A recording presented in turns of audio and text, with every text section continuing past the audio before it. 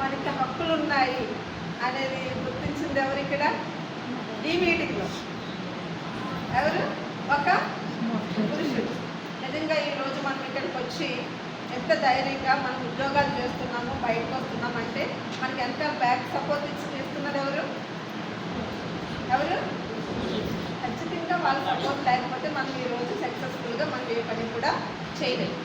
Okay, ఈరోజు women's day celebration అసలు రావడానికి గల కారణం ఏంటి అనేది ఒకసారి అందరికీ తెలుసా? ఎందుకు విమెన్స్ డే చేస్తున్నారు ప్రపంచవ్యాప్తంగా అనేది తెలుసమ్మా మీకు అందరికీ? చాలా సందర్భాల్లో చూసినట్లయితే చాలామంది ఏం చేస్తున్నారంటే ముగ్గులు పోటీ పెడుతున్నారు ఆడవాళ్ళకి విమెన్స్ డే అంటే, లేదంటే ఫ్యాషన్ షో పెడుతున్నారు, లేదంటే ఏమైనా రకరకాలైన ఆటలతో పాటలతో వాళ్ళు సెలబ్రేట్ చేస్తున్నారు. కానీ అసలు విమెన్స్ డే ఎందుకు వచ్చింది అనేది ఒకసారి ఆత్మ పరిశీలన చేసుకున్నట్లయితే వాళ్ళ యొక్క వేజ్ కోసం, వాళ్ళ యొక్క పని గంటల కోసం ఎంతోమంది మహిళలు, ఇంకా ఏ దేశం ఏంటి అనేది చెప్పే కన్నా నేను చాలా క్లుప్తంగా నేను మీతో తెలియపరచాలన్న ఆలోచనతో నేను చెప్తున్నాను. ఎంతోమంది మహిళలు ప్రాణత్యాగం చేశారు, అవునా?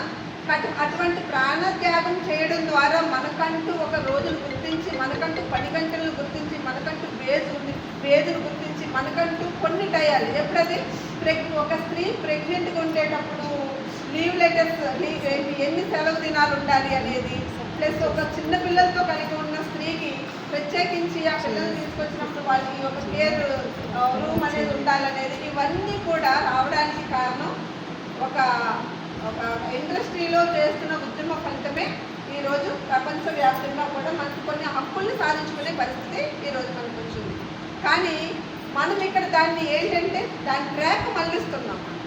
ముగ్గులు పోటీలకి చాలామంది చనిపోతే మనం ముగ్గులు పోటీలు పెట్టడం కరెక్టా? అది అంటే ఇండైరెక్ట్గా ఒక స్త్రీ ముగ్గుల దగ్గర ఉండాలి అనేది ఇండైరెక్ట్గా మనకు సూచించడం, లేదంటే ఫ్యాషన్ షో, అది ఎంతవరకు కరెక్ట్?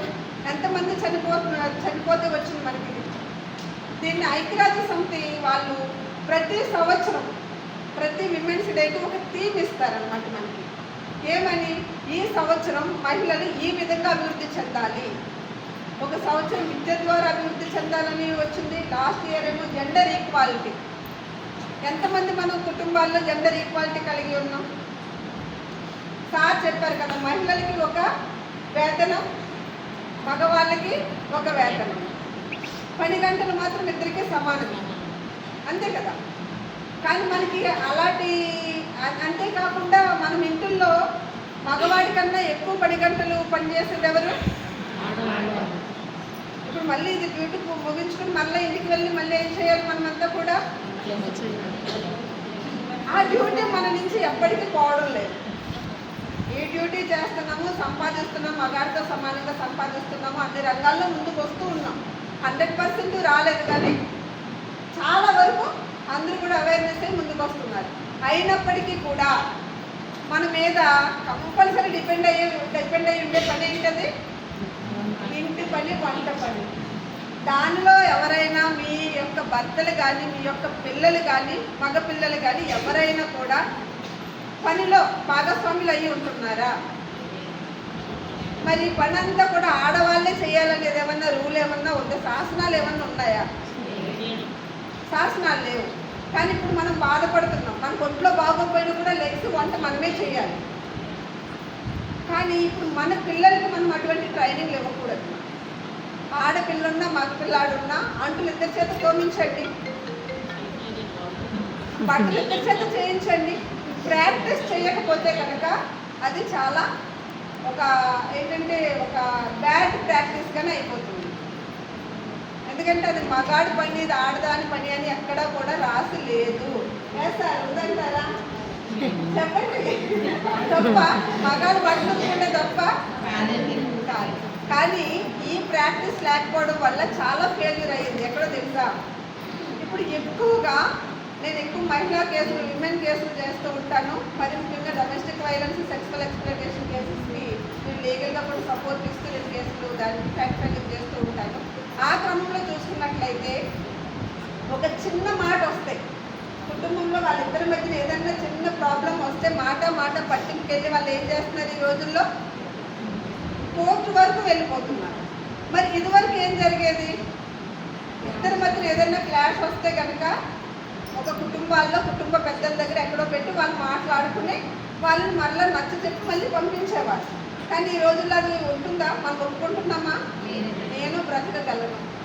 ఫస్ట్ ఏంటంటే నేను బ్రతకగలను అనే ఒక భరోసా మనకి రావడం వల్ల, అంటే మనం ఎడ్యుకేటెడ్గా చదువుకుంటున్నాం, ఉద్యోగాలు చేస్తున్నాం కాబట్టి ఎందుకు మాట పడాలి అనే ఆలోచనతో మనం ఈ నిర్ణయాలు తీసుకుంటాం. దానివల్ల పిల్లలు ఏమవుతున్నారు, వాళ్ళ మధ్యన చాలా ప్రాబ్లం వస్తుంది. వాళ్ళు ఒక సింగిల్ పేరెంట్ పిల్లలుగా ఉండిపోతున్నారు. ఉంటే ఫాదర్ దగ్గర లేదంటే ఈ సందర్భంలో మదర్ దగ్గర ఉన్న పిల్లలు ఖచ్చితంగా మంచిగా తీర్చిదిద్దబడుతున్నారు. మరి అబ్బాయి ఫాదర్ దగ్గర ఉన్న పిల్లలు వాళ్ళకి మంచి ఫ్యూచర్ అనేది లేదు. కారణం ఏంటంటే మనం ఈ పనులన్నీ కూడా ఒక అబ్బాయికి మనం సరిగ్గా నేర్పకపోవడం వల్ల అది తను విడిపోయినప్పుడు ఎవరి టైం ఎలా ఉంటుందో మనకు తెలియదు. తను విడిపోయేటప్పుడు ఒకవేళ కుటుంబాలు ఏమైనా క్లాసెస్ వచ్చినప్పుడు తను కొంతకాలం దూరం ఉండే క్రమంలో పిల్లలు తన దగ్గర ఉంటే తనని ఎలా సాకాలి అనే ఆలోచన అతనికి సరిగ్గా అవగాహన లేకపోవడం వల్ల అక్కడ పిల్లలు ఏమవుతున్నారు, చెడు వ్యసనాలకు లోనవుతున్నారు. కేర్ ఉండడం లేదు, హెల్త్ ఉండదు, సరైన ఫుడ్ ఉండదు, ఏమీ ఉండదు అనమాట. ఎందుకు చెప్పానంటే కొంతమంది అబ్బాయికి పని చెప్తే ప్రాబ్లం అన్నట్టుగా కొంత ఫీలింగ్ మీద నుంచి కనబడింది కాబట్టి నేను చెప్తున్నాను. ఇదంతా కరెక్ట్ ఉంటుందే కాదంటారు. ఎందుకంటే ఈ కేసు నుంచి వచ్చిన అనుభవాలు ఇవన్నీ. ఓకే, ఏదైనప్పటికీ మనలో అబ్బాయిలతో పని చేయించే తల్లులు ఉన్నారు, భర్తలతో వంట చేయించే వాళ్ళు ఉన్నారు. హ్యాపీ, నిజం, తప్పేం లేదమ్మా. నాకు తెలుసు, మనవాళ్ళు కదా చాలా తెలుసు. వీళ్ళు పనికి వస్తుంటే ఎవరు చేస్తారు కూరంటే నాకు చేస్తారని చెప్పిన సందర్భాలు చాలా ఉన్నాయి. అలాగే ఇప్పుడు ఉదాహరణకి రాక ఉంది, ఇద్దరు అబ్బాయిలు.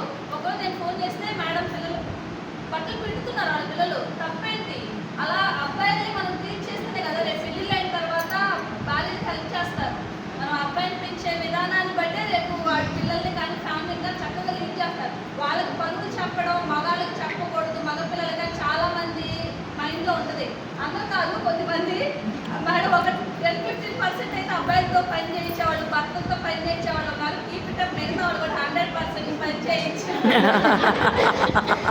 ఎందుకంటే మనం విమెన్స్ డే అంటే ఏదో చెప్పుకుని ఏదో సెలబ్రేట్ చేసి వెళ్ళిపోవడం కాదు.